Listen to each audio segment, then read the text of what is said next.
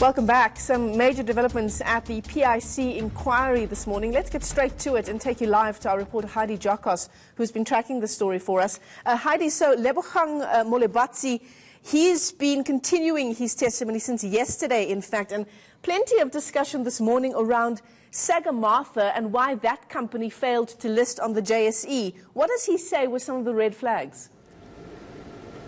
Well, Michelle, Lebogang Molebatsi is the general manager of listed equities, so he has a lot to do with, the kind of investments that the PIC gets involved in. But his testimony, the rest of his testimony here today, because he didn't finish yesterday, was about the major red flags that were raised about the Sagamata deal. We do know that the PIC was supposed to invest over 3 billion rand into that company, and the deal fell through at the very last minute. The PIC decided not to invest into that company because Sagamata was unable to register or rather list on the JSE. We do also know that another red flag that was raised about this specific investment was the overvaluation of the share price. So the PIC thought that a share price should go for about 7 rand, and Sagamata was insisting that a share price was valued at 39 rand, which is a major difference. And at the end of the day, the deal didn't go through because of all these major red flags, specifically because the company could not list on the JSE. So here's the big question then, Heidi. What is this link between Sagamata, AYO Technologies and Sekunjalo?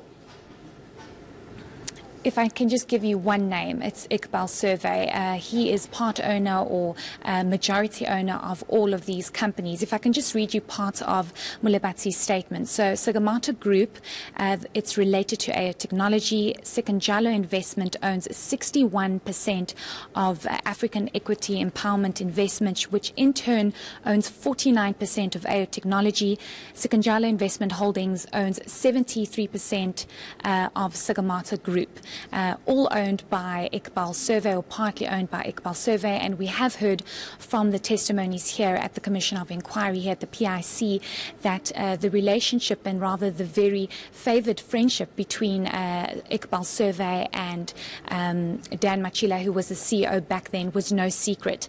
And we heard yesterday from Paul Magula, who was the head of risk, executive head of risk at the PIC, that Machila was hell-bent on getting those deals signed and very desperate to get many of these deals signed, specifically the companies that Iqbal Survey is either part owner or very much the majority owner.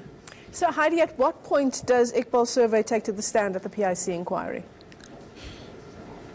Oh, I want to tell you, Michelle, that I'll be the first to be here when he takes the stand, just to hear his version of events. We have no word of when he will come. We don't even know if he's been asked to testify, given the fact that many witnesses have been placed under witness protection. But I think the Commission will need to request that, given the fact that most of the PIC investments and the questions that are being raised about the dodgy investments are linked to his companies.